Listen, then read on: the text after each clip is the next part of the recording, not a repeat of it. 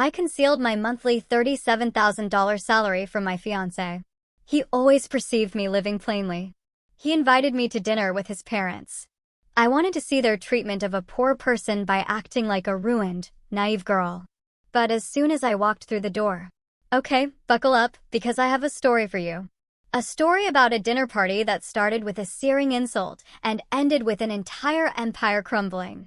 A story that, looking back, was either the best decision I ever made or the moment I walked into the biggest mistake of my life. I still remember the exact second I stepped through that ridiculously grand mahogany door. Patricia Whitmore's face, it twisted into something between a sneer and a fake smile, like she'd just bitten into a lemon while trying to pose for a photograph. Her eyes, cold and calculating, just swept down my simple navy dress, my modest flats, my drugstore earrings. I could practically hear the gears turning in her head, mentally figuring out my net worth and instantly finding me worthless. Then she leaned over to her son, my fiance, Marcus, and whispered something she thought I couldn't hear. Oh, but I heard every single word. Clear as day. She said I looked like the help who had wandered in through the wrong entrance. And that, my friends, was the moment I knew. This dinner? It was going to be very interesting. My name is Ella Graham. I'm 32. And for the past 14 months, I'd been keeping a pretty huge secret from the man I was supposed to marry. Not a small, silly secret, like eating the last slice of pizza and blaming the dog. Not even a medium secret, like the fact I still sleep with a stuffed animal from childhood. No. My secret? I make $37,000 a month. Before taxes, it's even more obscene. After taxes, it's still the kind of number that makes accountants do a double take and ask if there's been a mistake. I'm a senior software architect at one of the biggest tech companies in the Pacific Northwest. I've been coding since I was 15, sold my first app at 22, and I've been climbing that corporate ladder ever since. I hold 3 patents. I've spoken at international conferences. My stock options? They'd make your eyes water. And Marcus? He genuinely believed I was some struggling administrative assistant who could barely afford her rent. I never actually lied to him, not directly. When we met, 14 months ago in a coffee shop, he asked what I did. I said I worked in tech. He just nodded, like he understood, then immediately asked if I handled the scheduling for the executives. I just smiled. And I said something vague about supporting the team. He filled in the blanks himself. And I just never corrected him. Now, you might be asking, why? Why would I let the man I was dating, the man I was falling for, believe I was struggling financially when I could have bought his car 10 times over? Because a long time ago, I learned something profound from the most important person in my life, my grandmother. She raised me after my parents passed when I was 7. She lived in a modest house, drove an old car, shopped at regular grocery stores, and never wore anything flashy. She taught me to cook simple meals, to appreciate the small pleasures, and to never judge my worth by the number in my bank account. What I didn't know until she passed when I was 24 was that my grandmother was worth several $1,000,000. She'd built a small business empire in her youth, invested wisely, and chosen to live simply. She believed character was more important than appearance. She left me everything. And a letter I still keep in my nightstand. In that letter, she wrote something I've never forgotten. She said, "A person's true character only shows when they think no one important is watching. When they believe you have nothing to offer them. When they think you're beneath their notice. That's when you see who they really are." So, when Marcus invited me to dinner at his parents' estate, when he hinted that this might be the night things got serious, when he mentioned that his mother was very particular about first impressions, I made a decision. I would give the Whitmore family the test my grandmother had taught me. I would show up as the simple, unassuming woman they expected. I would wear modest clothes, drive my old car, and speak humbly about my circumstances. And then, I would watch. I would watch how they treated someone they thought couldn't help them, someone they thought was beneath them, someone they thought had nothing to offer. And before you judge me, before you think I was being manipulative or deceptive, let me ask you something. Have you ever wondered what your partner's family really thinks of you? Have you ever had that nagging feeling that their smiles are fake and their compliments are hollow? Have you ever wanted to know the truth, even if it might hurt? I wanted to know. I needed to know. Because I wasn't just considering marrying Marcus, I was considering marrying into his family. And families, as my grandmother also taught me, are forever. Okay, back to the story. The Whitmore estate was exactly what I expected, and somehow still managed to surprise me with its excess. The driveway alone was longer than some streets I've lived on. The gates? Wrought iron with gold accents, because apparently regular iron wasn't pretentious enough. The lawn was manicured with the kind of precision that suggested someone measured each blade of grass with a ruler. As I drove my 12-year-old Subaru, that's right, my reliable old Subaru, up that pristine driveway, I caught a glimpse of myself in the rearview mirror. Simple makeup, hair pulled back in a low ponytail, my grandmother's small gold studs in my ears. The only jewelry I wore. I looked exactly like someone who didn't belong there. Perfect. Marcus met me at the door with a kiss that felt performative. Like he was doing it for an audience.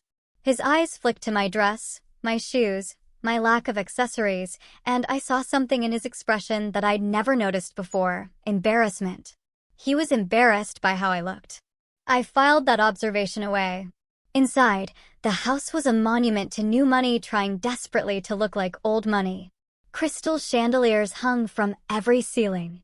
Oil paintings in gilded frames lined the walls, though I noticed they were prints, not originals. The furniture was expensive but uncomfortable looking, chosen for appearance rather than function. And there, standing in the foyer like a queen surveying her kingdom, was Patricia Whitmore. She was in her early 60s, with the kind of face that had clearly seen several excellent surgeons. Her blonde hair was styled in a perfect helmet, probably requiring industrial-strength hairspray to maintain. Her dress was designer, her jewelry was real, and her smile? Absolutely, completely fake. She extended her hand to me like she was granting an audience. I shook it, feeling the limpness, the dismissal, the complete lack of warmth. Then she made that comment to Marcus, the one about me looking like the help, and I just smiled, pretending I hadn't heard a thing. The evening was about to get very interesting indeed. If I'd known what I was truly walking into that night, I might have worn armor instead of a navy dress. But then again, I've always believed that the best armor is information. And I had done my research. The Whitmore family owned a chain of car dealerships across 3 states. Not the flashy luxury brands you see in movies, but respectable mid-range vehicles. Marcus's father, Harold, had inherited the business from his father and had spent the last 30 years expanding it. Patricia had married into the family at 23 and had immediately set about climbing the social ladder with the determination of a woman who knew exactly what she wanted. They had 2 children. Marcus, my fiance, was 34 and worked as a marketing manager at a company that had nothing to do with the family business. This was apparently a sore point with Harold, who had expected his son to take over the dealerships. And then there was Vivian, the older sister, who was 38 and treated the family fortune like her personal piggy bank. I had found all of this through public records, social media, and a few well-placed Google searches. I'd seen photos of lavish parties, society events, and charity galas. I'd read articles about Patricia's philanthropy, though a closer look revealed that most of her donations came with significant tax benefits and publicity opportunities. None of this had prepared me for meeting Vivian in person. She arrived 20 minutes late, which I would later learn was her signature move. Making an entrance was more important than being respectful of other people's time. She swept into the living room wearing a dress that cost more than most people's monthly rent, with diamonds dripping from her ears and neck like she'd fallen into a jewelry store and come out covered in merchandise. Her greeting to me was a single word, delivered with the warmth of a frozen fish: hello. Not, hello, nice to meet you. Not, hello, Marcus has told us so much about you. Just, hello, with a slight curl of the lip that suggested she had smelled something unpleasant. I smiled and said, hello back.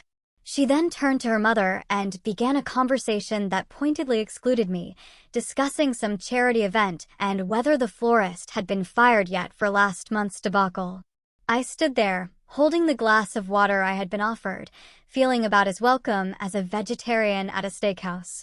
Marcus hovered nearby, looking uncomfortable, but saying nothing. That was the second observation I filed away. Harold Whitmore was a different creature altogether. He was a large man, the kind who had probably been athletic in his youth, but had since surrendered to the comforts of wealth. He shook my hand with a grip that was meant to be impressive, but just felt tired. His eyes were shrewd, though, and I noticed him watching me with something that might have been curiosity. There was another guest at this dinner, someone I hadn't expected, an older gentleman named Richard Hartley.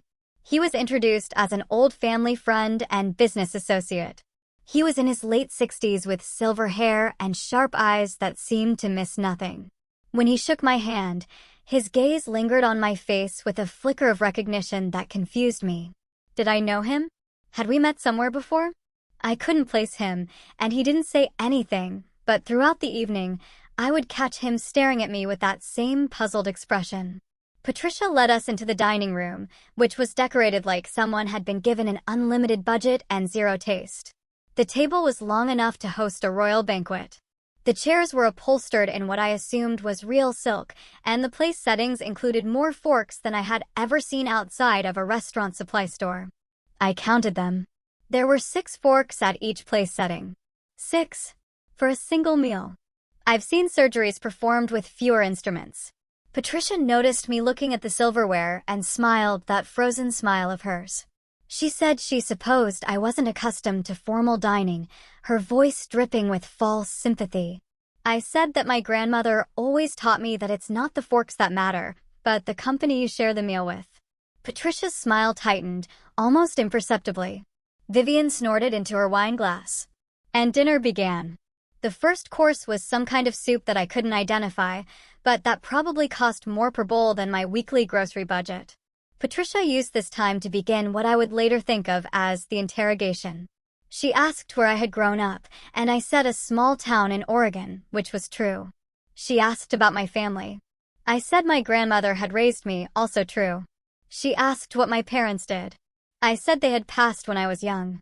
Patricia made a sound that was supposed to be sympathetic, but came out sounding like a drain unclogging. She said how difficult that must have been, growing up without proper guidance.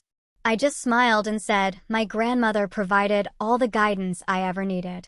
Vivian leaned forward, her diamonds catching the light from the chandelier overhead. She asked what my grandmother had done for a living. I said she had been a businesswoman. Vivian's eyebrows rose slightly. She asked, what kind of business? I said, small ventures. Nothing too exciting. The truth, of course, was that my grandmother had built a company that she eventually sold for several $1 million. But that wasn't the kind of truth that would serve my purpose tonight. Patricia moved on to the next topic. She asked about my current job. I said I worked in tech.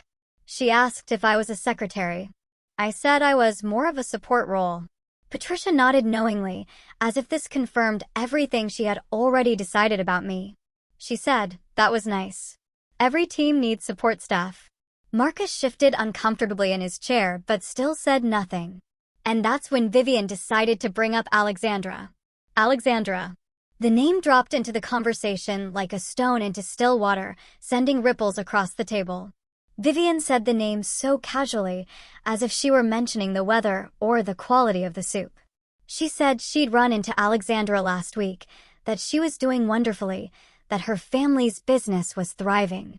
I watched Marcus's face carefully. Something flickered there, quickly hidden. Guilt?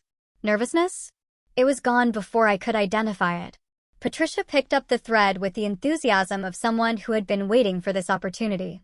She said Alexandra had always been such a lovely girl, so accomplished, so well-suited to their family's lifestyle. She had been Marcus's girlfriend for 3 years. Did I know that? I said I didn't. Patricia smiled. She said it was such a shame when they had parted ways. Everyone had expected them to end up together. Alexandra's family owned an import company that dealt in luxury vehicles, which would have been such a perfect match for the Whitmore dealerships. The implication was clear. Alexandra had been the right choice. I was not. I looked around the dining room and noticed for the first time that there were photographs on the wall behind me. I turned slightly in my chair and saw a gallery of family moments, Christmases, birthdays, graduations. And in at least 4 of those photographs, a beautiful, dark-haired woman stood next to Marcus, her arm linked through his, her smile radiant. Alexandra. Patricia followed my gaze and said nothing, but her satisfaction was almost palpable. Vivian twisted the knife a little deeper. She said Alexandra was still single, actually, such a surprise that no one had snatched her up yet, almost like she was waiting for something or someone. I turned back to the table and smiled. I said, she sounded like a remarkable woman. This was clearly not the response Vivian had expected. She blinked, momentarily thrown off balance. Patricia recovered first. She said, yes, Alexandra was remarkable, and then, with the subtlety of a sledgehammer, she added that she hoped I wouldn't feel too out of place in their world, given my more modest background. I asked what she meant by modest. Patricia's smile grew teeth. She said she understood that not everyone was born into certain advantages, that some people had to work ordinary jobs and live ordinary lives, that there was no shame in being common. Common. She had called me common. I felt something shift inside me, but I kept my expression neutral. I had come here to learn the truth about these people, and the truth was becoming very clear indeed. Marcus finally spoke up. He said his mother didn't mean anything by that she was just being protective of him. Patricia patted his hand and said, of course, she was protective. A mother always wants the best for her son. The unspoken conclusion hung in the air like smoke, and you are not the best. Harold cleared his throat and attempted to change the subject. He asked about my hobbies, whether I had any interests outside of work. I said I enjoyed reading, hiking, cooking simple meals, nothing fancy.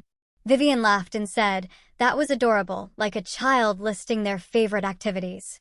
Richard, the family friend, spoke for the first time since we'd sat down.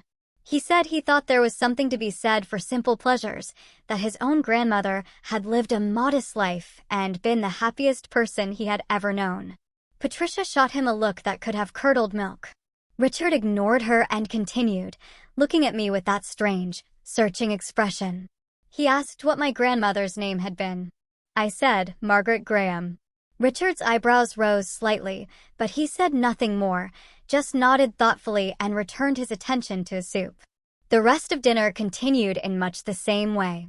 Patricia and Vivian took turns asking questions designed to remind me of my place, which in their minds was somewhere far beneath them. Marcus occasionally made weak attempts to defend me, but his heart clearly wasn't in it. Harold stayed mostly silent, watching the proceedings with the tired resignation of a man who had learned long ago that arguing with his wife was pointless. And through it all, Richard watched me. By the time dessert arrived, I had learned everything I needed to know about the Whitmore family. They were snobs of the highest order, the kind who measured human worth in dollars and social connections.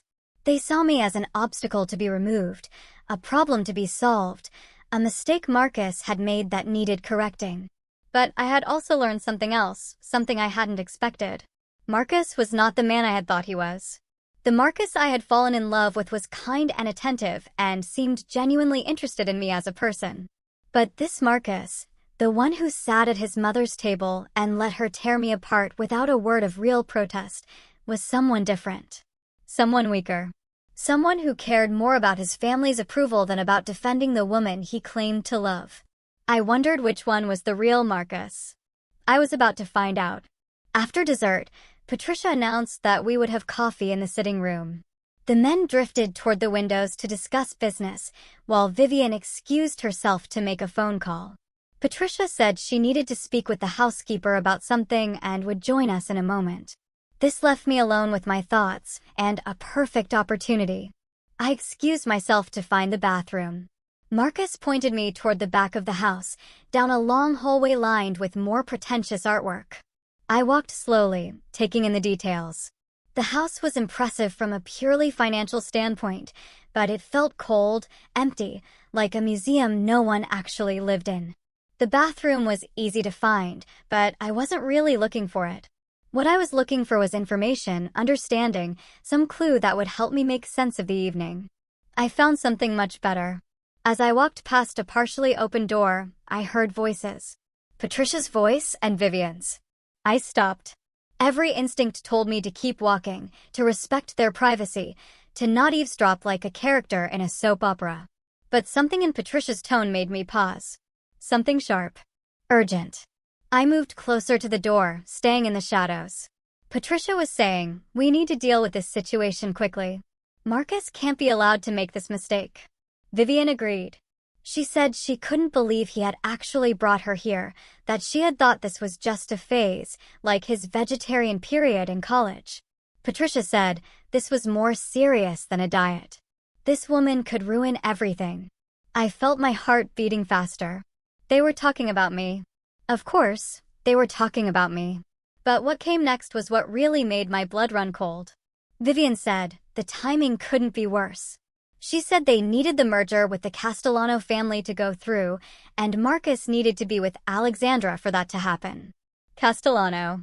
That was Alexandra's family name, the luxury car importers. Patricia agreed.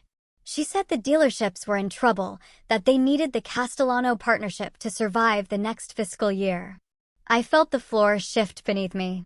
The Whitmore dealerships were in financial trouble. I had suspected something from my research, but this confirmed it. Vivian continued. She said Marcus was supposed to keep Alexandra interested while they worked out the details. That was the plan. Alexandra's family would invest in the dealerships, and in return, they would get access to the Whitmore distribution network. Patricia said Marcus had assured her that he was keeping his options open with Alexandra. Options open. While he was proposing to me, I leaned against the wall, my mind racing. This wasn't just snobbery.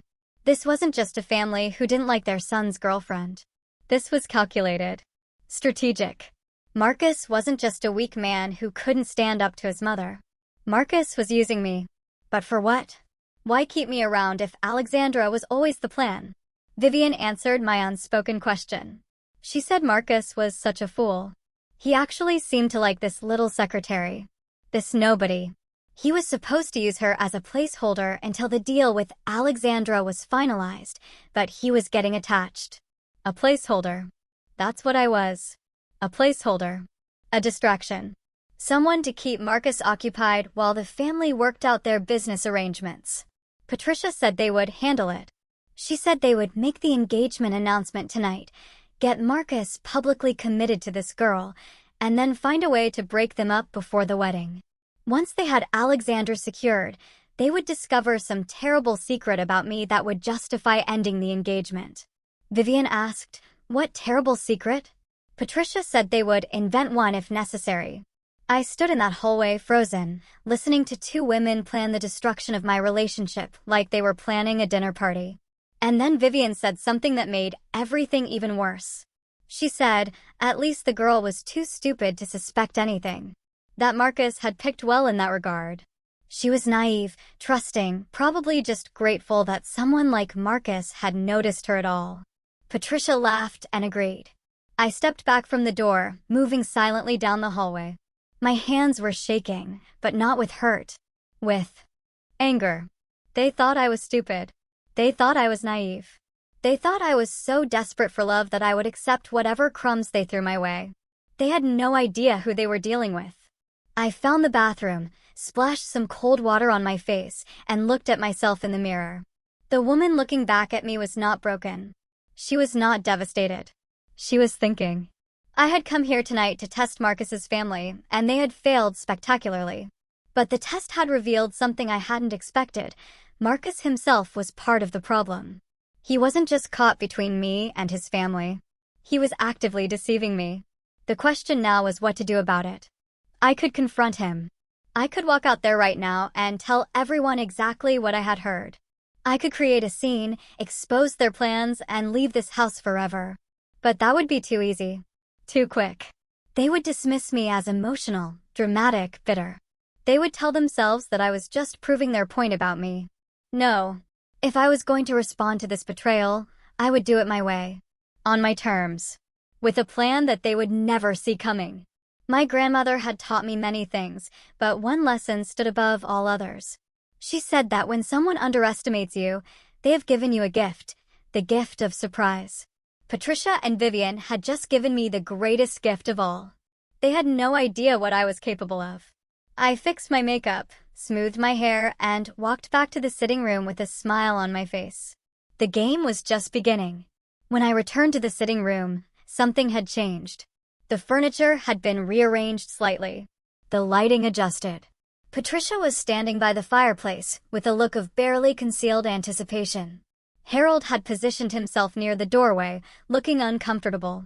Vivian was pretending to examine a painting, but I caught her glancing at Marcus with a smirk. And Marcus was standing in the center of the room, looking nervous. Too nervous. He turned when I entered, and his face broke into what was supposed to be a loving smile. He walked toward me, took my hands in his, and said he wanted to ask me something. I felt the trap closing around me. Marcus said that he knew we hadn't been together very long, and that his family could be a little overwhelming at first, but he said he knew what he wanted. He said he wanted me. And then he got down on one knee. The ring he produced was large and flashy, exactly the kind of thing Patricia would approve of. It was also, I noticed immediately, of questionable quality. The diamond was cloudy. The setting uneven. It was the kind of ring that looked impressive in dim lighting, but would reveal its flaws in the harsh light of day, much like the man holding it. Marcus asked me to marry him. Behind him, Patricia was beaming. This was clearly the plan. The first step in their strategy, get Marcus publicly committed to me, then find a way to dispose of me later. In the meantime, they would use the engagement to keep Alexandra waiting, dangling the promise of Marcus while they worked out their business arrangements. I understood all of this in the space of a heartbeat. I also understood that I had a choice to make. I could say no. I could reject this proposal from a man who was using me in front of a family who despised me. I could walk out with my dignity intact and never see any of them again. But that would end the story too soon. I thought about what I had heard in the hallway. I thought about their plans to invent some scandal about me. I thought about how they saw me, stupid, naive, disposable. And I thought about how satisfying it would be to show them exactly how wrong they were. So I said yes. Marcus slipped the ring on my finger, and Patricia began clapping like she was at a theater performance. Vivian offered her congratulations with all the warmth of a January morning in Alaska. Harold shook Marcus's hand and told him he had done well. Richard caught my eye from across the room. There was something in his expression, something knowing, like he suspected that this story had a few more chapters to go. I smiled at him, and he smiled back. The rest of the evening passed in a blur of champagne and false congratulations. Patricia talked about engagement party planning. Vivian discussed venues. Harold mentioned business opportunities that might arise from the union of our families, though he stumbled over this, clearly unsure what my family could possibly bring to the table. Marcus stayed close to me, playing the role of devoted fiance with surprising conviction. If I hadn't heard what his mother and sister had said, I might have believed it. But I had heard. And I would never forget. When the evening finally ended, Marcus walked me to my car. The night air was cold and clear, and for a moment, we just stood there in the driveway, looking at each other. He asked if I was okay. He said he knew his family could be a lot, but he promised they would warm up to me eventually. I said I understood. I said I was just tired. He kissed me goodnight, and I drove away from the Whitmore estate with his ring on my finger and a plan forming in my mind. The next morning, I started my research. If there's one thing my job has taught me, it's the power of information, data, documentation. I spend my days analyzing systems, finding weaknesses, optimizing solutions. I was about to apply those same skills to the Whitmore family. And what I found over the next few days confirmed everything I had heard, and then some. The Whitmore dealerships were indeed in financial trouble. Not just a rough patch, but serious structural problems. They had expanded too quickly during the boom years, taken on too much debt, and now the bills were coming due. Their main franchise agreement was up for renewal, and the manufacturer was looking at other options. The partnership with Alexandra's family wasn't just strategic, it was desperate. But that wasn't all. As I dug deeper, I found something else. Something the Whitmores probably thought was hidden forever. Vivian had been embezzling from the family business. The amounts were small at first, hidden in expense reports and petty cash accounts. But over the years, they had added up. Hundreds of thousands of dollars, siphoned off to fund her lavish lifestyle, while the company struggled. I printed out everything I found: legal documents, financial statements, records of suspicious transactions. And then I started making phone calls. My grandmother's name still carried weight in certain circles. The business contacts she had cultivated over decades remembered the Graham family with respect. When I reached out, they were happy to talk. One of those contacts happened to know Richard Hartley. And Richard, it turned out, had his own history with the Whitmore family. They had cheated him on a business deal years ago. Nothing illegal, just unethical enough to leave a bitter taste. He had been waiting for an opportunity to even the score. I was about to give him that opportunity. The next few weeks were an exercise in patience and performance. I played the role of the happy fiancé with the skill of an award-winning actress. I attended family dinners at the Whitmore estate. I listened to Patricia's passive-aggressive comments with a smile. I watched Vivian flaunt her designer clothes and expensive jewelry, knowing exactly where the money had come from. And I watched Marcus. He was different now. Or maybe I was just seeing him clearly for the first time. The attentiveness I had once found charming now seemed calculated. The compliments felt rehearsed. And his phone, which he guarded with increasing vigilance, buzzed with messages that he quickly hid from view. I knew who was texting him. I had seen the name flash across the screen more than once. Alexandra. One evening, I told Marcus I was working late. Instead, I parked near the restaurant where he was supposed to be meeting a client. He wasn't meeting a client. He was meeting her. I watched through the window as they sat together at a corner table, their heads close together, their body language unmistakably intimate. At one point, he took her hand across the table. At another, she laughed at something he said and touched his face. I took photographs, not because I needed evidence for any legal purpose, but because I wanted to remember this moment. I wanted to remember exactly who Marcus Whitmore really was. He wasn't just weak. He wasn't just a mama's boy. He was a liar and a cheat, actively maintaining two relationships while his family orchestrated the outcome from behind the scenes. The rage I felt in that moment was white-hot and purifying. But I didn't act on it. Not yet. Instead, I went home and added the photographs to my growing file. Richard and I had been meeting regularly, always in secret. He had his own documentation of the Whitmore's questionable business practices. He knew people who had been hurt by their dealings over the years. He was more than willing to help bring them down. But he asked me why. He said he understood his own motivations, but he wanted to know mine. Was this just about revenge, or was it something more? I thought about his question for a long time before I answered. I said it wasn't about revenge. It was about truth. I said the Whitmores had spent their lives using their money and position to manipulate people. They treated anyone they deemed beneath them as disposable. They were raising Marcus to be the same way, and they would keep doing it to others long after I was gone. I said someone needed to show them that their money couldn't protect them from consequences. Richard nodded slowly. He said, "Your grandmother would be proud." That was the moment I knew I had made the right choice. The engagement party was set for 3 weeks later. The Whitmores were hosting it at their estate, inviting everyone who mattered in the business community. Patricia was treating it like a coronation, an opportunity to show off her perfect family to the world. She had no idea what was coming. I spent those 3 weeks preparing. I coordinated with Richard. I made strategic calls to industry contacts. I even reached out to the car manufacturer that was considering dropping the Whitmore dealerships. They were very interested in what I had to share. And then, the night before the party, I did one last thing. I gave Marcus one final chance to be honest. We were sitting in his apartment, going over last-minute details for the party. I asked him, casually, how he felt about us, about our future. He said he was excited. He said he couldn't wait to marry me. I asked if there was anything he wanted to tell me, anything at all.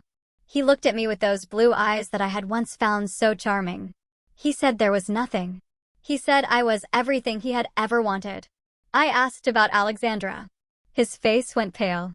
He recovered quickly, but I had seen the flash of fear in his eyes. He said Alexandra was just an old friend, nothing more. I nodded and said I understood. And in that moment, I did understand. I understood that Marcus would never tell me the truth. He would lie to my face for as long as it served his purposes. He was his mother's son, through and through. The next evening, I put on a dress from my rail closet, not the modest navy number I had worn to that first dinner. This was designer, elegant, worth more than everything Patricia was wearing combined. I looked at myself in the mirror and smiled. It was time to show the Whitmore family exactly who they had underestimated. The Whitmore estate had been transformed for the engagement party. White tents dotted the manicured lawn. Crystal chandeliers hung from temporary structures, casting prismatic light across the gathering crowd. A string quartet played tasteful classical music near the fountain. Waiters in crisp uniforms circulated with champagne and hors d'oeuvres that probably cost more per bite than some people's hourly wage. Patricia had outdone herself. This wasn't just a party. This was a statement. I pulled up in my usual Subaru, watching the valet's expressions as they tried to reconcile my modest vehicle with the parade of Mercedes and BMWs that had preceded me. One of them actually asked if I was with the catering company. I smiled and handed him my keys. The walk from the parking area to the main tent felt like a runway. With every step, I shed the persona I had been wearing for the past 3 weeks, the nervous girlfriend, the grateful fiance, the simple woman who should be thankful for Patricia Whitmore's grudging acceptance. Tonight, I was Ella, the real one. My dress was a deep emerald green, custom-fitted by a designer whose name was whispered in fashion circles with reverence. My jewelry was understated, but unmistakable to anyone who knew quality.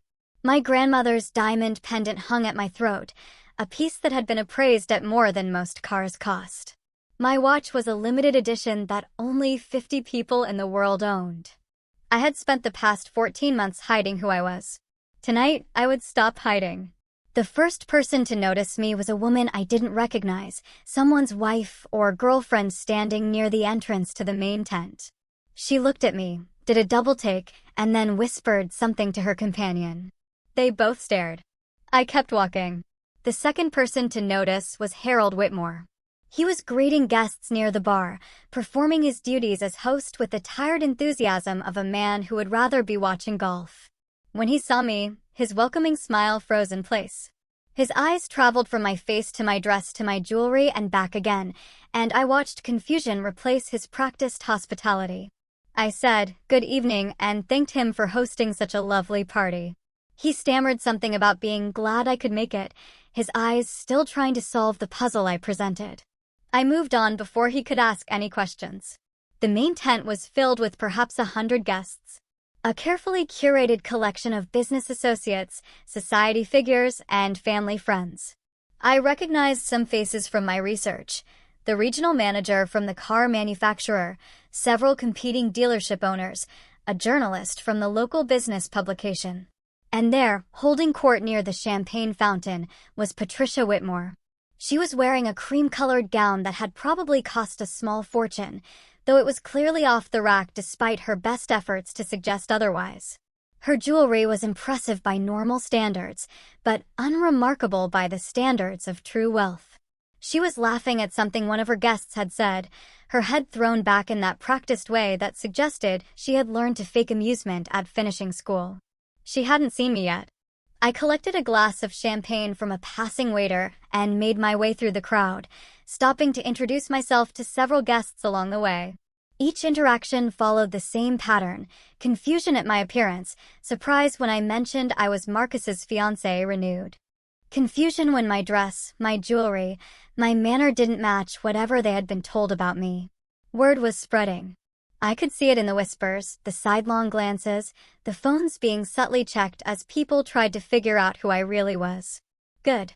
I finally reached Patricia's circle just as she was finishing a story about her recent charity work. She turned to greet the newcomer with her standard frozen smile, and then her face went through a remarkable transformation. First, confusion, then recognition, then disbelief, then something that might have been fear. She said my name like a question. I said, "Good evening, Patricia," and thanked her for throwing such a beautiful party. Her eyes were moving rapidly, taking in every detail of my appearance. The dress that cost more than her monthly household budget, the pendant that had been featured in a jewelry magazine, the watch that she had probably never seen outside of an advertisement. She asked where I had gotten these things, her voice carefully controlled, but unable to hide the tremor beneath. I said they were just a few pieces I had been saving for a special occasion. Vivian appeared at her mother's side, summoned by some invisible distress signal. She looked at me, and her expression went through the same journey: confusion, recognition, disbelief. But Vivian recovered faster. She said the dress was interesting, her voice dripping with false sweetness. She asked if it was a rental. I told her the designer's name. I said he was a friend who had made it specifically for me. The designer's name hit Vivian like a physical blow. This was someone who dressed celebrities, who had a waiting list years long, who didn't make dresses for administrative assistants who could barely afford their rent. She opened her mouth to respond, but nothing came out. I excused myself to find Marcus. As I walked away, I heard Patricia hiss something to Vivian about finding out what was going on. I heard Vivian's confused response, saying she had no idea, that this didn't make any sense. I smiled to myself and kept walking. The first phase of the evening was complete. The seed of doubt had been planted. Now it was time to let it grow. Marcus found me before I found him. He emerged from a cluster of guests near the bar, his face pale and his eyes wide. He had clearly heard the whispers, seen the looks, tried to reconcile the woman standing before him with the woman he thought he knew. He asked what was going on. He asked where I had gotten the dress, the jewelry, the transformation. He asked why I looked like a completely different person. I said I looked like myself. He stared at me, and I watched something shift behind his eyes. Not understanding exactly, more like the first crack in a wall that had been hiding an uncomfortable truth. He asked if we could talk privately. I said later. I said this was our engagement party after all. We had guests to attend to. Before he could protest, I took his arm and steered him toward a group of business associates. These were the men and women who ran the automotive industry in our region. The people whose opinions actually mattered to the Whitmore dealership's survival. They had been watching my entrance with undisguised curiosity. I introduced myself properly this time. I gave my full name, Ella Graham, and mentioned my position at my company. I watched their expressions change as they recognized the company name, as they realized who I actually was. One of them, a silver-haired man who ran a competing dealership chain, said he had heard of me. He said his nephew worked in tech and had mentioned my name in connection with some innovative software solutions. I said that was very kind of him. Another guest, a woman who handled mergers and acquisitions for a major investment firm, asked if I was related to Margaret Graham. I said she was my grandmother. The woman's eyebrows rose. She said my grandmother had been a remarkable businesswoman. She said the Graham name still carried significant weight in certain financial circles. I could feel Marcus tensing beside me. He had no idea what any of this meant. He had never asked about my family beyond the most superficial questions. He had assumed poor meant unimportant, and he had never bothered to look deeper. His mistake. The evening continued, and with each conversation, the truth spread further. People were talking, checking their phones, confirming details. The narrative was shifting beneath the Whitmore's feet, and they didn't know how to stop it. Richard arrived about an hour into the party. He found me near the rose garden, momentarily alone, while Marcus was pulled away by his father for some urgent conversation. Richard said the manufacturer's representative was here. He said the man had been very interested in the documentation Richard had shared with him earlier in the week. I asked if he was ready. Richard said he had been ready for years. We talked for a few more minutes, finalizing the details of what would happen next. Then Richard melted back into the crowd, and I returned to my role as the happy fiance. Patricia found me next. She had regained some of her composure, though I could see the strain around her eyes. She pulled me aside with a grip that was stronger than necessary and demanded to know what I was doing. I asked what she meant. She said I knew exactly what she meant. She said the dress, the jewelry, the stories I was telling people about my grandmother and my job. She said she wanted to know what my game was. I said there was no game. I said I was simply being myself. She said that was impossible. She said Marcus had told her about my circumstances. She said I was a secretary who lived in a studio apartment and drove a car that belonged in a junkyard. I said Marcus had made certain assumptions. I said I had never actually told him those things. Patricia's face went very still. I said I worked in tech, which was true. I said I had a support role, which was also true, since architects support the development teams. I said I had never claimed to be poor. I said I had simply never corrected their assumptions. She asked why. I looked at her directly. I said, my grandmother taught me that a person's true character only shows when they think no one important is watching. I said, I wanted to know who the Whitmore family really was. Patricia's face drained of color. I said, now I knew. Before she could respond, the string quartet stopped playing. Harold Whitmore's voice came over the speaker system, announcing that it was time for the official toasts and speeches. Patricia looked at me with something that might have been fear. I smiled and walked toward the stage. The main event was about to begin. The stage had been set up at the far end of the main tent, decorated with flowers and soft lighting that was probably meant to be romantic, but instead felt like a spotlight waiting for its moment. Harold stood at the microphone, welcoming guests and thanking them for coming to celebrate this special occasion. He talked about family, about tradition, about the importance of strong partnerships in both business and life. His eyes kept darting to Patricia, who was making her way through the crowd toward the stage with the determination of a general approaching a battlefield. She reached the microphone just as Harold was finishing his remarks. She took over smoothly, her composure firmly back in place, her smile as frozen and perfect as ever. She said she was so pleased to welcome everyone to this celebration of her son's engagement.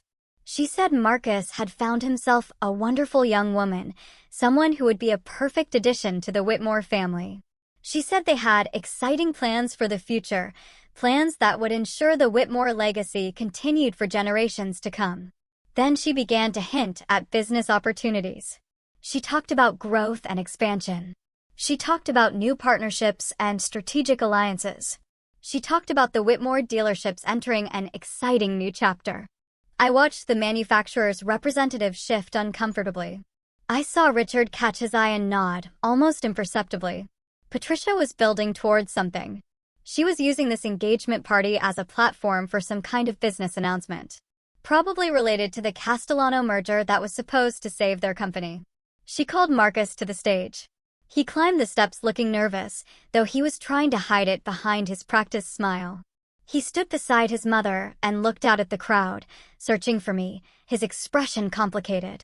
Patricia said there was one more person who should be on this stage. She said she wanted to welcome her future daughter-in-law, the woman who had captured her son's heart. She said my name, and the crowd turned to look at me. I set down my champagne glass and walked toward the stage. The tent was silent except for my footsteps. Every eye was on me. The whispers had done their work. Everyone knew that something was happening, that this engagement party was about to become something else entirely. I climbed the steps and stood beside Marcus. He reached for my hand, but his grip was uncertain, questioning. Patricia handed me the microphone with a smile that didn't reach her eyes. She said she was sure I wanted to say a few words. I looked at the microphone in my hand. I looked at Marcus. I looked at Patricia, who thought she was in control. I looked at the crowd, filled with people who could make or break the Whitmore family's future. I said, yes, I did want to say a few words. And then I began to speak. I said I wanted to thank Patricia for the warm welcome she'd given me. I said I wanted to acknowledge the Whitmore family for showing me exactly who they were over the past few weeks. Patricia's smile flickered. I said, when I first came to this house, I made a decision. I decided to let the Whitmores see a simple version of me. A woman without expensive clothes or impressive credentials. A woman they might consider beneath their notice. The crowd was utterly silent. I said I wanted to see how they would treat someone they thought couldn't help them. Someone they thought had nothing to offer. Someone they thought was, in Patricia's words, common. Patricia's face went white. I said what I had found was illuminating. I described the dinner where I had been compared unfavorably to my fiance's ex-girlfriend. I described the whispered insults Patricia thought I couldn't hear. I described being called the help, being called common, being called a gold digger by people who knew nothing about me. Marcus was staring at me now, his face a mask of horror. I said, and then I heard something I wasn't supposed to hear. I described a conversation in the study. I described Vivian and Patricia discussing how to remove me from Marcus's life. I described learning that I was just a placeholder, someone to keep Marcus occupied while the family arranged his real future with Alexandra Castellano. Gasps rippled through the crowd. I said I discovered that the Whitmore dealerships were in serious financial trouble. I said I learned they were desperate for a merger with the Castellano family to survive. I said I found out that Marcus had been keeping his options open with Alexandra the entire time we were together. I pulled out my phone and showed a photograph on the screen, Marcus and Alexandra at the restaurant, holding hands across the table. I said this was taken 2 weeks ago, while Marcus was supposedly working late. The crowd erupted in whispers. Marcus grabbed my arm. He said this wasn't what it looked like. He could explain. I said he had already explained. I said I had given him the chance to be honest the night before, and he had chosen to lie. I turned back to the crowd. I said there was more. The tent had become completely silent again. Every person in that crowd understood they were witnessing something unprecedented. The comfortable rules of society events had been suspended. The masks were coming off. I said I had spent the past few weeks researching the Whitmore family business. I said I had found some interesting things. I mentioned the financial records, the overextended credit, the declining sales, the franchise agreement that was about to be terminated. Harold Whitmore's face had gone gray. I said I had also found evidence of something more serious. I looked directly at Vivian, who was standing near the back of the tent, frozen in place like a deer caught in headlights. I said Vivian Whitmore had been embezzling from the family company for years. I said the amounts had started small, but had grown over time. I said the total was now in the hundreds of thousands of dollars. Vivian's husband turned to look at her with an expression of pure shock. Vivian shouted, "That was a lie. I had no proof. She was just a bitter woman trying to destroy their family." Richard stepped forward from the crowd. He said he had proof. He walked toward the stage, carrying a folder that I knew contained years of documentation, bank records, expense reports, transaction histories. Everything needed to prove exactly what Vivian had done. He handed the folder to the manufacturer's representative, who had moved closer to the stage with the look of a man whose worst suspicions were being confirmed. Richard said he had been waiting a long time for this moment. He said the Whitmores had cheated him on a business deal 15 years ago, and he had never forgotten. He said when Ella had approached him with evidence of their current misdeeds, he had been happy to contribute what he knew. Patricia found her voice. She said this was outrageous. We had no right to make these accusations. She would sue us for defamation. I said she was welcome to try. I said everything I had shared was documented and verifiable. I said the financial records were public information, available to anyone who knew where to look. I said the evidence of Vivian's embezzlement had been compiled from sources that would hold up in any court.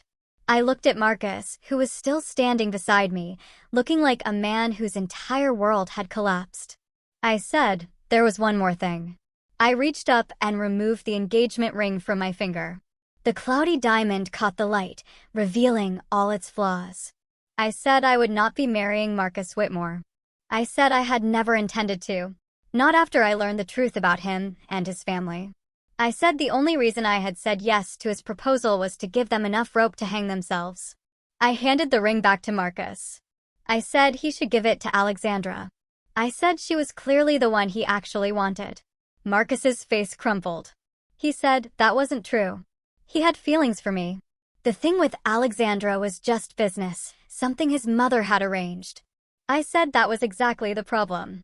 I said he had let his mother arrange his life, his relationships, his future.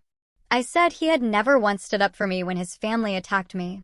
I said he had lied to my face about Alexandra, even when I gave him the chance to be honest. I said a man who couldn't be honest with the woman he claimed to love was not a man I wanted to marry. The crowd was absolutely silent. I turned to face them one final time. I said, I am Ella Graham. I said, I am a senior software architect who has built a career through hard work and integrity. I make more money in a month than most people make in a year, and I live simply because my grandmother taught me that wealth was not the measure of a person's worth. I said the Whitmores had shown me their true character. They had revealed themselves as people who judged others by their bank accounts and social status. They had treated me with contempt because they thought I had nothing to offer them. I said that was the kind of character that would eventually destroy them, with or without my help. I set the microphone down on the podium and walked off the stage. The crowd parted for me like water. No one spoke.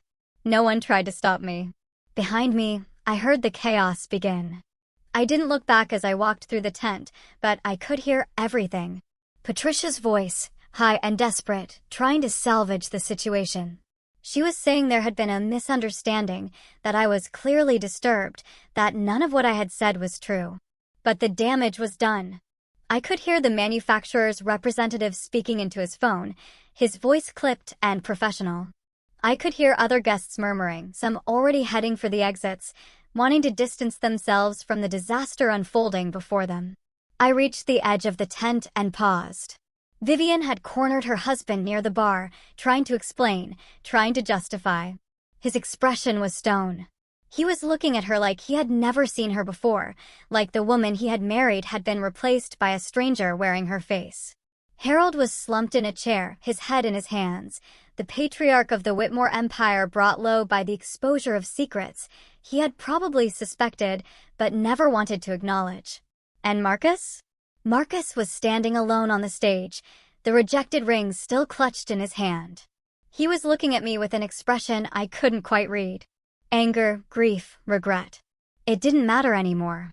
I walked out of the tent and into the cool night air. The stars were bright overhead, indifferent to the human drama playing out beneath them. I took a deep breath, filling my lungs with air that felt cleaner, somehow lighter. Richard found me by the fountain a few minutes later. He said, it was done. He said the manufacturer had already made the call. The Whitmore dealerships would lose their franchise agreement by the end of the month. I asked if he felt satisfied. He said satisfaction wasn't quite the right word. He said it felt more like relief, like a debt that had finally been paid. I understood what he meant. He asked what I would do now. I said I would go home. I said I would sleep well for the first time in weeks. I said I would wake up tomorrow and continue building the life I had created for myself. The life that had nothing to do with Marcus Whitmore or his family.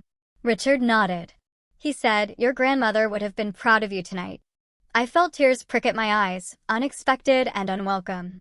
I said, I hope so. He handed me a business card. He said if I ever needed anything, I should call.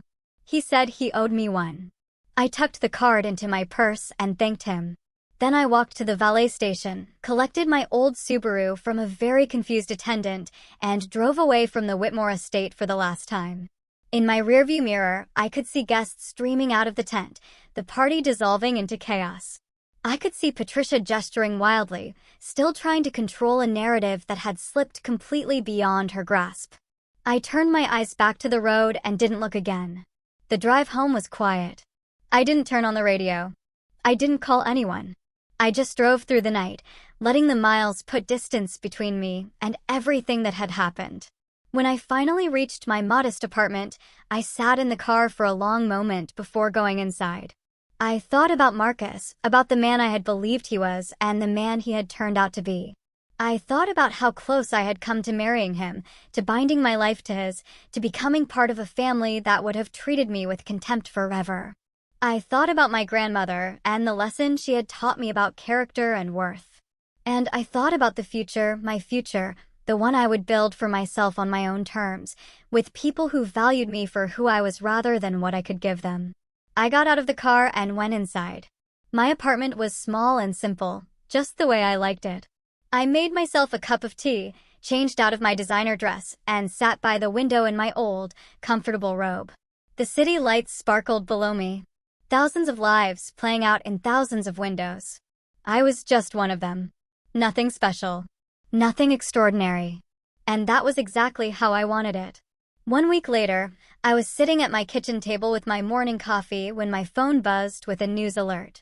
The headline read, "Whitmore Automotive facing closure after franchise termination." I read the article slowly, absorbing the details.